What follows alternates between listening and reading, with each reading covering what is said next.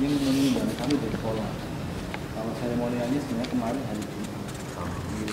Terkait dengan tindak lanjut surat MOU yang telah kita laksanakan dulu pada item sinkronisasi antara pendidikan di sekolah dengan penggunaan ilmu pengetahuan kompetensi di industri.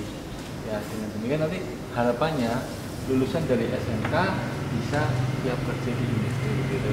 Dan jadi nanti ada beberapa hal yang perlu kami konsultasikan dan silahkan dari itu memberikan masukan sesuai dengan versi dunia industri begitu.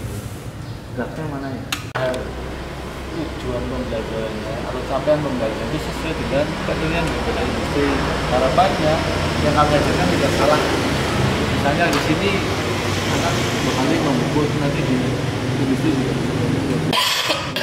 Ini sekarang model kompetensi itu gabungan, artinya beberapa mata pelajaran dari gambar manufaktur, ya ada DTM lah ya, DTM, kemudian ada DTM biasanya kerja bangku, las, di sana ada, kemudian gambar, di sana ada semua itu. Nah, ini kami menyediakan ini atau merancang ini, mungkin bisa di apa namanya tulisannya, mungkin bisa dikomentari lah. Kalau yang masuk kelas 11 dan kelas 12. Kalau fase yang kelas 10, fase E, itu kan DTM, dasar-dasar teknik mesin. Jadi ada gambar, ada pengetahuan bahan, ada pengukuran, kerja bangku, bahan. Ini bahan, jadi kemudian ada teknik kelasnya Pak. Kemudian Pak Ino sih ngomong sekarang dia sebelum sama Pak dari ini Pak dari berapa? Pak dari. Nah, mungkin ada masukan tentang DTM ini yang kita dengan pengukuran, gambar, pemudahannya.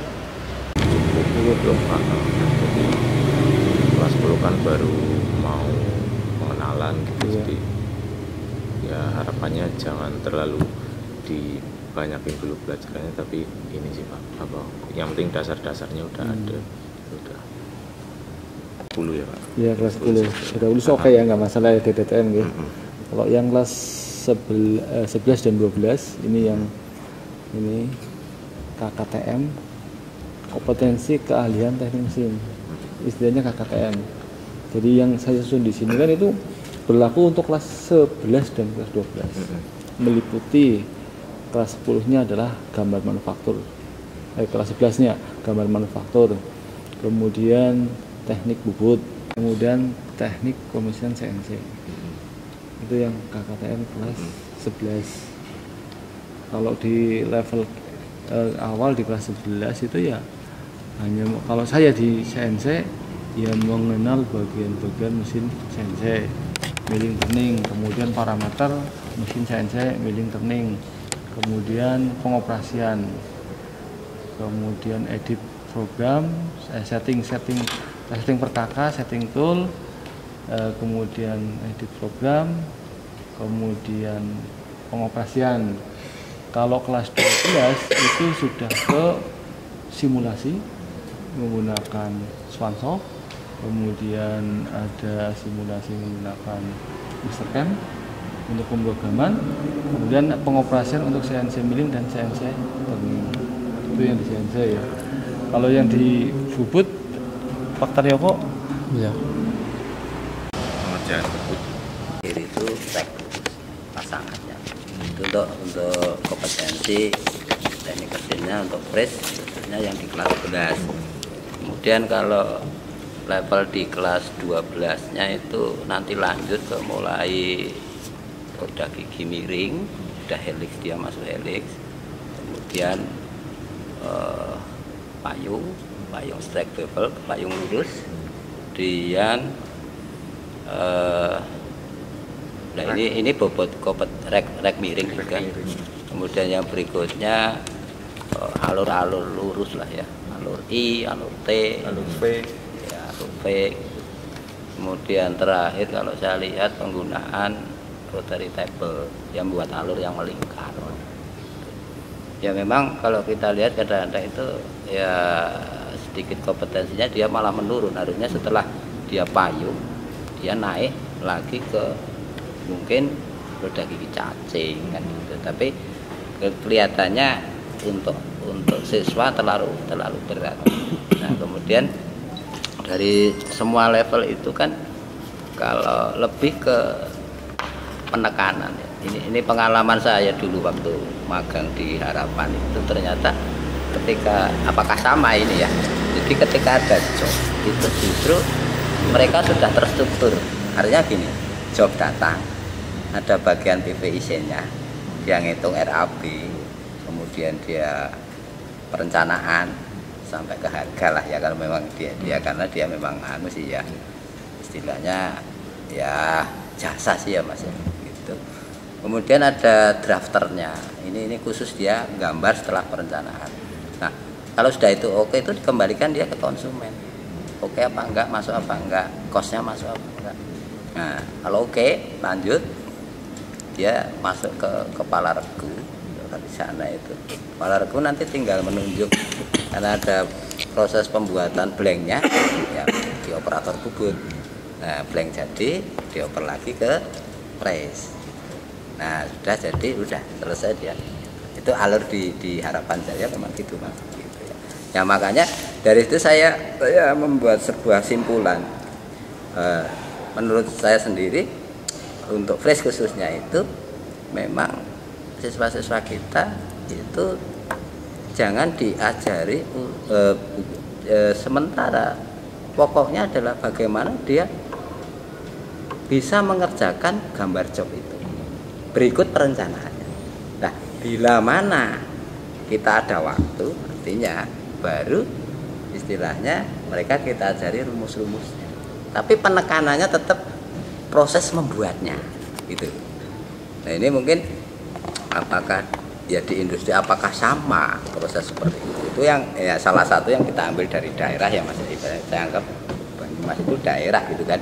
Jadi ya penekanannya dia tugasnya tidak merencanakan, dia eksekutor dari sebuah perencanaan gitu. Itu menurut pengalaman saya gitu. Dulu pernah ini saya sampaikan ke teman-teman dulu senior gitu ya menjadi perdebatan. Artinya anak itu praktek kasih gambar, kasih perencanaan, yang otomatis yang membuat kan instrukturnya. Jadi anak penekanannya justru adalah proses eksekusinya di mesin gitu. Karena kalau double itu dimainkan ternyata malah anak-anak itu mengalami kebingungan. Ini yang mau ditekankan yang mana kan gitu. Nah, ini pengalaman saya seperti itu. Ya, kalau dari segi sudah cukup sih Pak. Untuk dasar-dasarnya sudah cukup karena mesin fresh sendiri kalau di industri saya sendiri itu jarang dipakai. Paling untuk buat bikin sepi dari as gitu. Ya dasar-dasar lah. Jadi kalau untuk pembuatan yang kayak tadi alur ini itu udah sangat cukup sekali untuk industri. Terus untuk yang kayak anak-anak harus paham eksekusinya, menurut saya itu paling betul sih Pak, karena di industri sekarang kalau untuk karyawan atau pekerja itu yang penting dia tahu tahapan untuk proses pembuatannya gitu, bukan dia. Jadi itu yang paling dasar itu pekerja. Tadi pembahasannya sampai di mana Pak? Fresh ya, sudah fresh. Berarti sudah, sense sudah, pupuk sudah, fresh sudah, tinggal gambar manufaktur Pak kali ini. Silakan.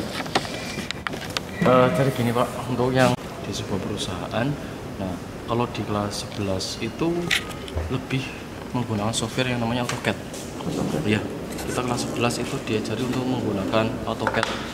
Dari dasarnya AutoCAD dulu itu bagaimana cara penggunaannya, terus dari segi toolsnya, fungsinya untuk apa saja, sampai di kelas 11 itu paling tidak minimal mereka sudah bisa menggambar 3 dimensi sebelum ke gambar potongan.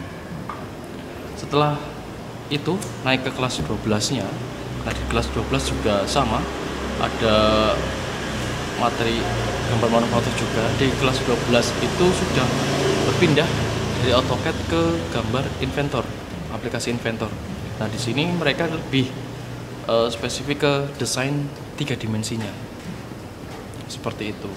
Dari gambar 3 dimensi, nantinya bagaimana cara penyajian mereka dalam bentuk gambar itu supaya ketika konsumen datang disajikan gambar terus di print dalam bentuk kertas itu, mereka tahu, bahkan operator itu tahu ketika gambar mereka itu mudah untuk dipahami. Seperti itu yang untuk gambar manufaktur dari kelas 11 dan kelas 12.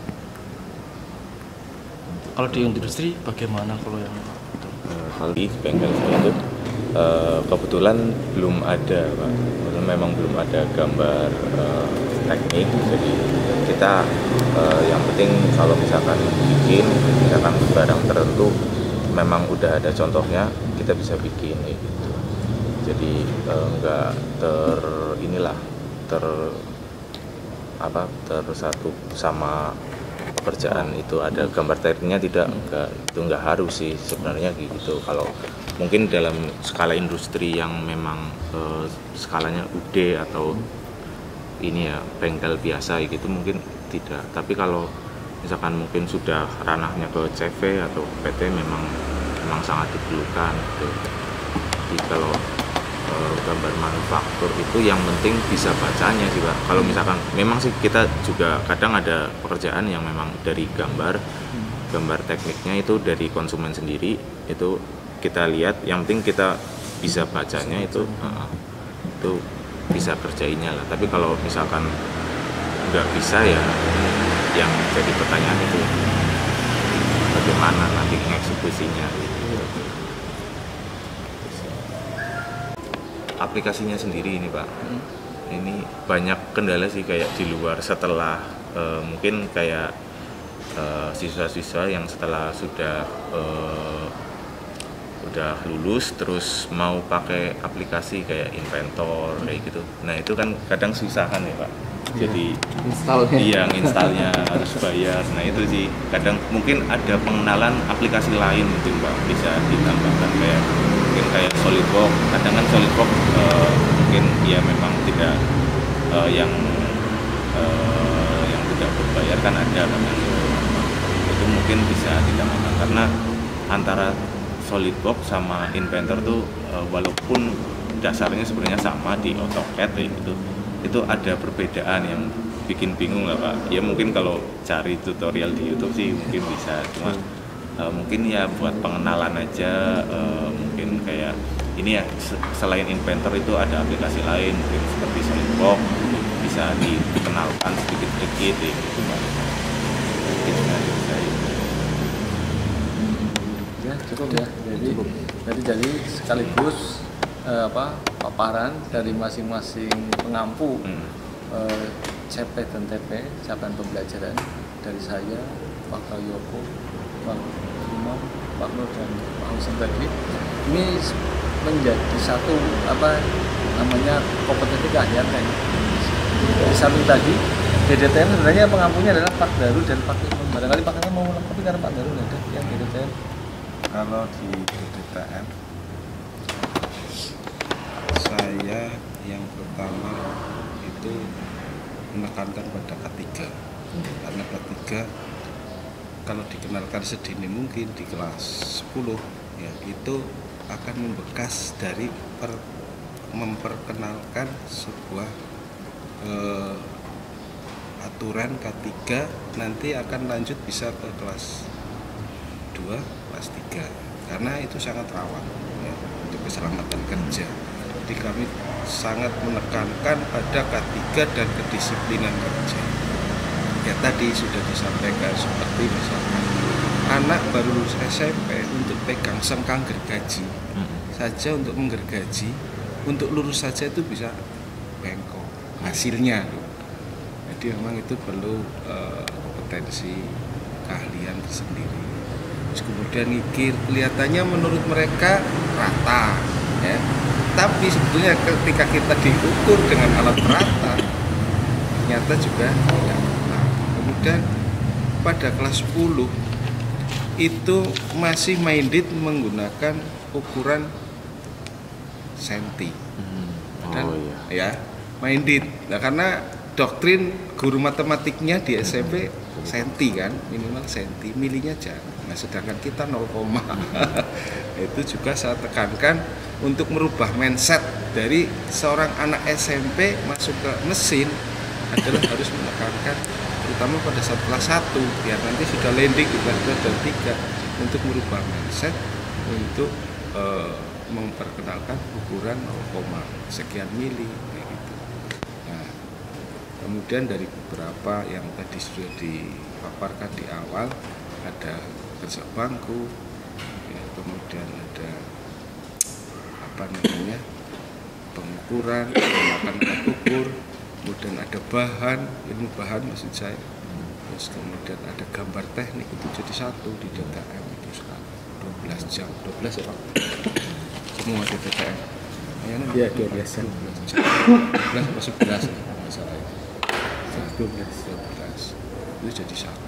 Ya, alhamdulillah ya tidak bisa semaksimal mungkin, nanti akan dilengkapi penekanan kedisiplinan, penekanan penggunaan alat-alat mesin agar mesinnya bisa awet, alat pendukungnya juga bisa awet. Itu memang harus merubah mindset anak-anak yang berorganisasi.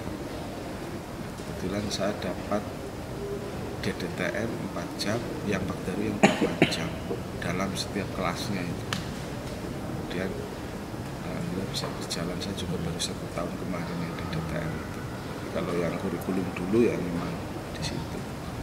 Kira-kira itu jadi saya menekankan kedisiplinan dan K3-nya kalau di kelas 1 itu sangat penting sih itu. Ya, kadang-kadang menyepelekan kebiasaan sih di SMP, di rumah. Padahal di sini kan udah beda, rawan sekali dengan kecelakaan. Itu Mas Bagus ya. Sementara sudah saya lakukan setahun kemarin karena saya dapat di kurikulum Merdeka 20 tahun. Kalau yang teman-teman sudah 2 tahun, saya kebetulan menghabiskan kemarin terakhir yang kurikulum 13. Itu Mas Bagus kira-kira yang bisa saya sampaikan. Dan saya berharap lah penyenangan yang di lapangan, di industri, kami SMK 2 berharap untuk sumbangsi saran untuk mengkualitaskan anak-anak bangsa. Dalam hal ini adalah mengacu pada kurikulum Merdeka. Terima kasih. Oke, terima kasih Pak Imam. Saya rasa sudah lengkap nih Mas Bagi. Jadi monggo nanti tadi sudah ada pengantar dari kami, closing harapan ataupun mungkin masukan dari pihak industri budaya daya cipta kepada kami khususnya terkait dengan kurikulum yang akan kami laksanakan di tahun ajaran ini. Silakan Mas. Silakan. Untuk pemotongan itu pakainya apa ya Pak kalau di sini? Pemotongan kayak misalkan bahan itu. Kalau untuk kelas 11-12 yang praktik di mesin pakainya itu gergaji mesin. Kalau kelas 1 motongnya masih manual. Oh gitu. Jadi tidak ada pemotongan selain bahan bakunya kan berarti as atau besi beton gitu ya. Nggak ada pemotongan dari bahan besi plat ataupun yang lembaran gitu datar gitu, nggak ada ya? Belum ada. Oh iya. Jadi kalau di industri ya Pak, khususnya di industri seperti saya gitu kan banyak pekerjaan yang menggunakan bahan besi plat. Jadi dasar untuk motong besi plat atau apalagi plat-plat yang tebal itu biasanya kan memang pakai blender potong itu mungkin kalau bisa sih mungkin bisa ini sih Pak dimasukkan ke Kenalkan. Iya, paling nggak pengenalan lah ya, memang itu berbahaya sih ya penggunaan itu, paling nggak ada pengenalan untuk pemotongan itu karena itu sangat dasar sekali sih kalau di industri bengkel seperti bengkel-bengkel gitu. Jadi di pengelasan ya benderasi pas Iya, potong ya. pas potong Jadi ada memotong, ada mau nyambung. Besok menjelang masang pilihan lavalo. Iya. Nah itu belum bisa. Ini baru mau direncanakan yang rencananya dan masukan baik artinya untuk cuttingnya tidak hanya menggunakan cutting circle saja ya, tapi menggunakan benderlas. Memang itu bukan hanya plat tebal, pipa apa besi Ya, beton pun pipa bisa. besi beton pun bisa. Terus closingnya untuk secara umum silakan Mas Bagus. Ya kalau dari saya sendiri sih untuk pelajaran atau kurikulum di tahun ini pembelajarannya itu menurut saya sudah cukup baik sih. Jadi dari segi dasar-dasar teknik mesinnya sudah karena yang diutamakan juga pertama memang dari K3-nya juga ya Bang, itu sangat penting sekali untuk dasar untuk siswa kayak gitu, karena K3 kalau kita tidak memakai K3-nya itu dengan baik, wah itu sangat bahaya. Nah, terus untuk dari mesin fresh kayak gitu, mengenal mesin fresh sudah cukup dari Kak Nur, saya sudah cukup karena mesin fresh sendiri itu di tempat saya tidak begitu banyak, terus tapi kalau di tempat lain mungkin banyak, itu saya rasa sudah cukup sih. Kalau dari segi gambar itu sudah sama saja, sudah cukup, cuma paling ada pengenalan aplikasi lain gitu. Paling udah itu saja dari saya. Terima kasih sekali Mas Bagus ya, pertama atas kehadirannya, kedua atas diskusinya, dan tadi masukan kepada kami. Jadi kami setidaknya sudah punya gambaran agar kita tidak terlalu lepas ataupun melenceng jauh dari ini. Karena nantinya anak-anak kita juga kalau memang mereka mau menggeluti bidang usaha pemesinan, ya ke arahnya ke industri begitu. Nah, secara formal nanti saya closing saja dulu, nanti ngobrol-ngobrol yang lainnya yang sifatnya santai, karena ini kan kepentingannya di samping tadi diskusi sinkronisasi dengan apa yang ada di sekolah dengan industri dengan dasar CP dan TP ini, nanti ada pendatangan beberapa berkas, terutama berkas tentang kurikulum ini. Saya rasa itu saja, terima kasih sekali semuanya. Mungkin nanti dilanjutkan dengan ngobrol-ngobrolnya nih kan, termasuk mungkin peluang bisnis yang mungkin bisa kami kerjakan barangkali Mas Bagus ya. Karena apa ya, terus terang saja kami punya kegiatan, kami punya mesin. Kalau hanya untuk pembelajaran saja seperti sekarang Pak, ini kan banyak liburnya. Nanti dibahas nanti saja. Oke, itu saja Pak Bagus dan semuanya. Saya akhiri dulu sekarang. Assalamualaikum warahmatullahi wabarakatuh. Waalaikumsalam.